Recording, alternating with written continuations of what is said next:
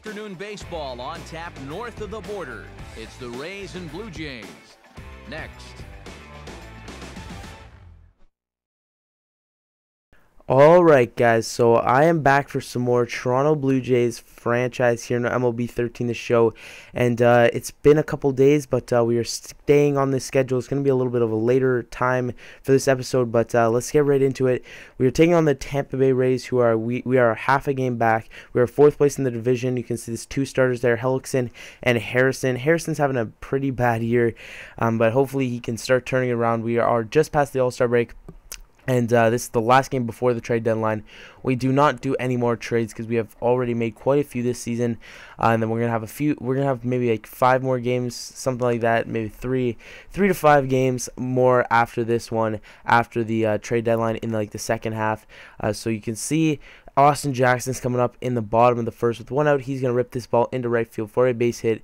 So we have a runner on first who has quite a bit of speed, and we have Jose Bautista coming up in our 3-hole. But Austin Jackson is promptly going to steal second base on the very first pitch, and he will get into second base for the heart of our order coming up. Bautista got out, so Edwin Encarnacion is going to come up, and he is going to get out on a line out to the second baseman there. So that is the end of the first inning, and we are headed to the second. So top of second, Harrison pitching, 2-2 count, and he's going to get, I believe that is Jaso, or I can't even tell who that is. Gets him looking at that cutter for strike 3, and then Escobar is going to come up, and he's going to get this little chopper down the third baseline, and that one will get. He will be there at first after Harrison cannot make the play. So nothing happened after that. Top of third now, and nice play here by Jose Reyes going to his right, a lot of range, and he's going to get him at first by quite a bit. Next up is James Loney in the top of the third with 2 out. He's going to rip a base hit into right field just past the diving Ben Zobrist, former Tampa Bay Ray earlier this season. So now they have a runner on first and second with 2 out, and Longoria is going to hit this ball down the right field line, well, third base line, and Brett Lawrie saves a run there by at least knocking it down. But now we have 0-2 count, and Harrison is going to strike him out, and Aaron Seavey would touch the plate to end the inning. So Yasiel Puig coming up, bottom of the third. He is going deep right center field for his 5th home run on the season. He has been a great piece to this team, DHing for us. Maybe he might play right field or something, left field. Probably not right field because we have Jose Bautista, but he has been doing really well. So we're probably going to keep him on the team if at any cost. And right now I want to talk about the future of this team.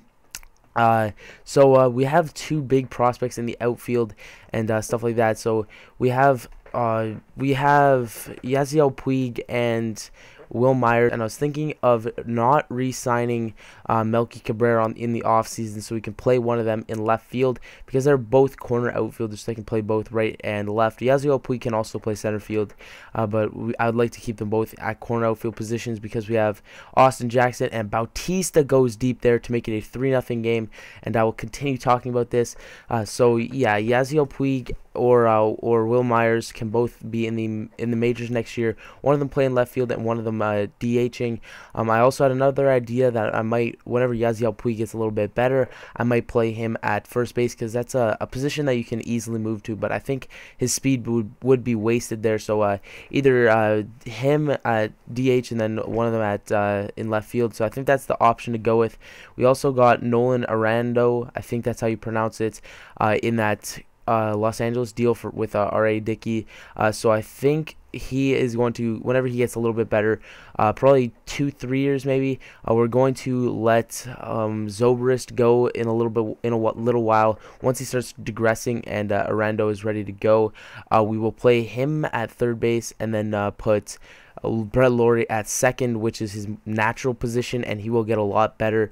I think he gets like 5 points better, and if you play him at second base, I think he has the chance of becoming a 99 overall. So that's just that little talk right there. Let's get back into the gameplay. So top of the 4th, and they have a runner on the base is loaded, and this is gonna be a fly ball to right field. Jose Bautista has a great arm, gets behind this ball. They try to test it, but they decide to go back, and it was the right decision after a hose from right field. But next up, and look at this double play right here. Holy cow.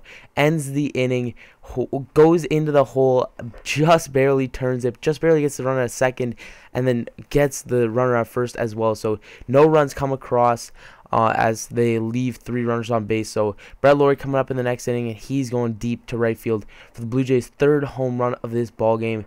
And we are starting to become great at hitting home runs. We have a lot of guys that have multiple double digits in home runs, and we should end up with I think we're gonna have like 8 or 9 guys with double digits in home runs. I think Austin Jackson is one of them.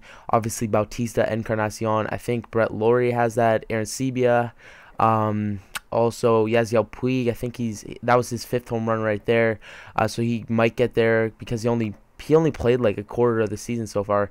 So let's get back into this gameplay. Bottom of the 4th, and Yasiel Puig coming up, and he is going to go hit this ball to left field, and this one is just going to get over the wall, a wall scraper, and that is going to be his 2nd home run of this ball game. He's having a career game right here. I really play well with Yasiel Puig. I really hit well with him.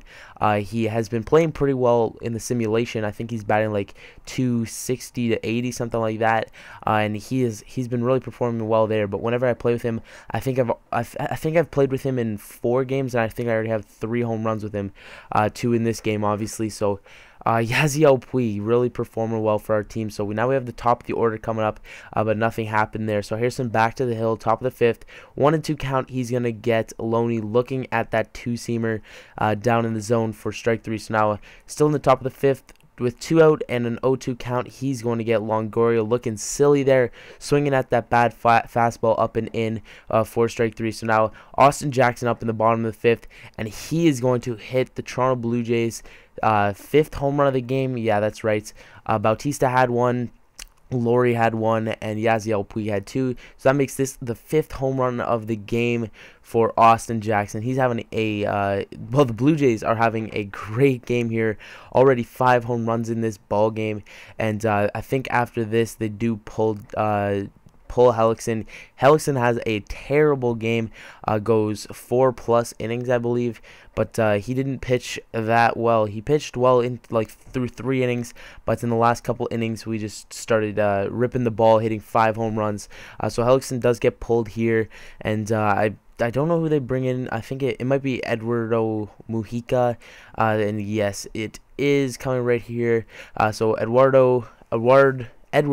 Mujica, he is 4-2 with a 2.7 ERA. He has 1 save, 52 strikeouts and 4 walks through 52 2/3, and that was 53 games. So he's pitching pretty well this year. Zobrist is going to be the first batter he faces, and Zobrist against his old team, he is going to get a little bloop hit into left center field.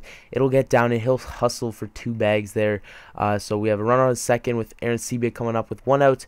And now the runner made it over to third on the ground out, and Aaron Sebia will single up the middle for his 44th RBI on the season. So that picks up an extra run there. We are up 7-0, and now Austin Jackson up with a runner on second and third, and the runners do decide to go on that, but he gets hosed at third, so that would end the inning there.